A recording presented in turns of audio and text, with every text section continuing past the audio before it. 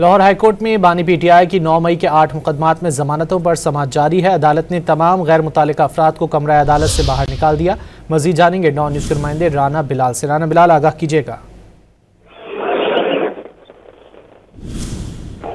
राना बिलाल से रब्ता करने की कोशिश कर रहे हैं। लाहौर हाईकोर्ट में बानी पीटीआई की 9 मई के 8 मुकदमात में जमानतों पर समाअत जारी है। मजीद जान लेते हैं राना बिलाल से। राना बिलाल, बताइए।